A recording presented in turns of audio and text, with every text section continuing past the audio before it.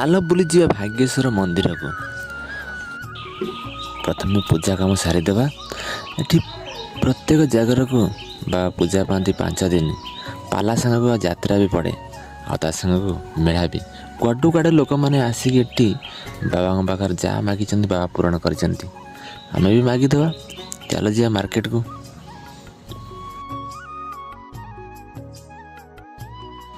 ହେଇଲୋ 10 ଟଙ୍କାରେ ସବୁ ପ୍ରକାର ହରେକ ମାଲ ମିଳୁଛି। ଆମେ ବି ଟିକେ ଦେଖିଦେବା।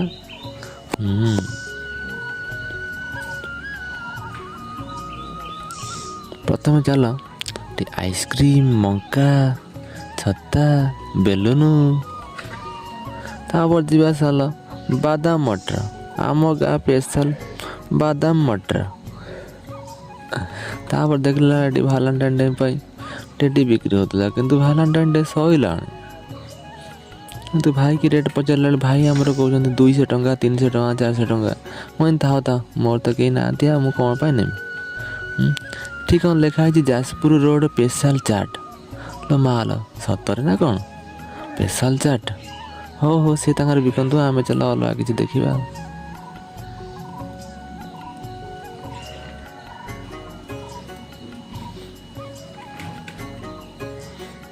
ଏପଟ ସବୁ ଏପଟ ଆସ। ଖାଲି ପଚାର ନଗାଇ ଖାଲି ଡାକି ଚାଲିଛନ୍ତି। ଏଇ ଖେଳ ଖେଳିବା ପାଇଁ ମୋର ଛୋଟବେଳୁ ବହୁତ ଇଚ୍ଛା ଥିଲା, କିନ୍ତୁ ଖେଳି ହେଉନଥିଲା। ସେତେବେଳେ ପଇସା ନଥିଲା।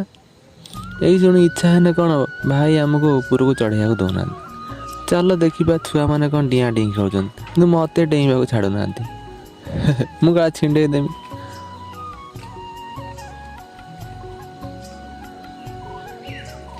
ତାର ଏଠି ଲେଖା ହେଇଛି ହରେକ 5 ଟଙ୍କିଆ। 5 ଟଙ୍କିଆ କତରେ କ'ଣ ନେବା? ଦେଖନ୍ତୁ ଗଣପତି ହରେକ ମାଲ।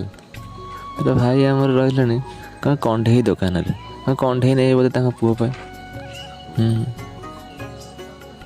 ଚାଲ ଟିକେ କଣ୍ଢେଇ ବି ଦେଖିଦେବା, ତା ସାଙ୍ଗକୁ ଚଷମା ଦେଖିଦେବା, ପଚାରିକି ପଳେଇବା।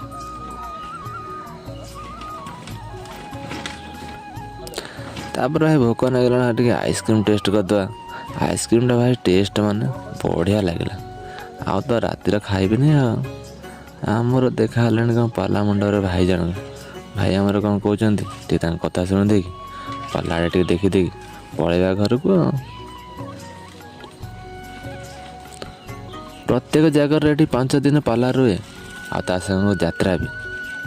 ଚାଲ ଘରକୁ ଯିବା। ପୁଣି ଦେଖା ହବ ଆସନ୍ତା ବର୍ଷ। ବଞ୍ଚିଥିଲେ ପୁଣି